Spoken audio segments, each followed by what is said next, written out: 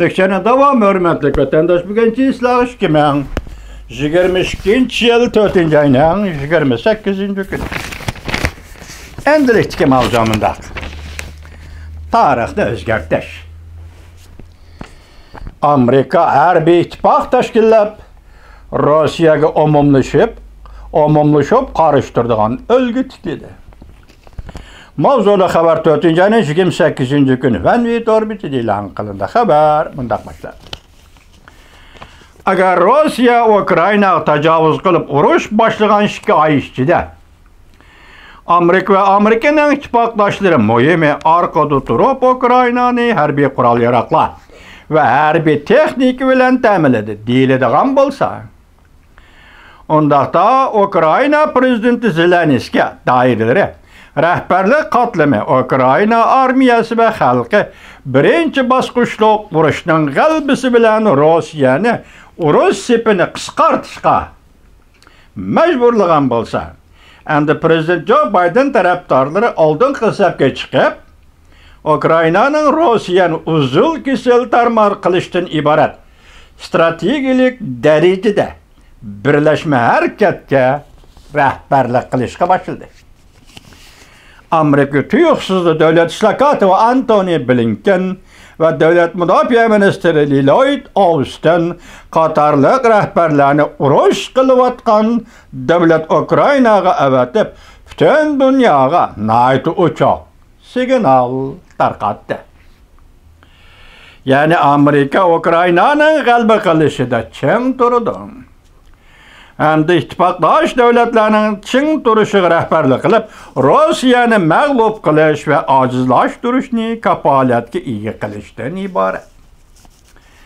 Rossiyani Ukraynaga tajovuzini qurishi qo'zg'usi Amerikaning yangi diplomatik strategik siyosatini tarixiy fursat bilan ta'minladi. Urushdan burun prezident Joe Biden doiralari oldingi ajdodlarning tajribasini qatiqanab o'rganib, ikkinchi qadam o'rnida Amerika Qo'shma Shtatlar davlat ishlar katibi Antony Blinken va davlat mudofaa ministri Austin Ukraina Kiyev shahrini ziyorat qilib kelgan davlat mudofaa ministri Austin Germaniyaning Steinberg hava armiya bazasiga yetib kelib, yani Amerikaning hava armiya bazasiga yetib kelib, 40 davlat mudofaa ministrlari va yuqori darajalik amaldorlar bilan ko'rishdi.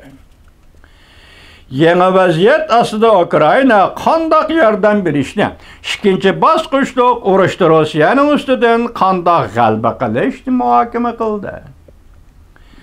Bu yig'inning muhimligi shu yerdeki, bu yig'in Ikkinchi Dünya urushi oxirlashgandan beri Amerika muhim bir raqobatchiga taqobil turish uchun sheriklarning bu urushda g'alaba qilishini qo'llab, dastlabki qadamda rahbarlik qilib, keng ko'lamli harbiy ittifoq qurib chiqqanligidan darak berdi.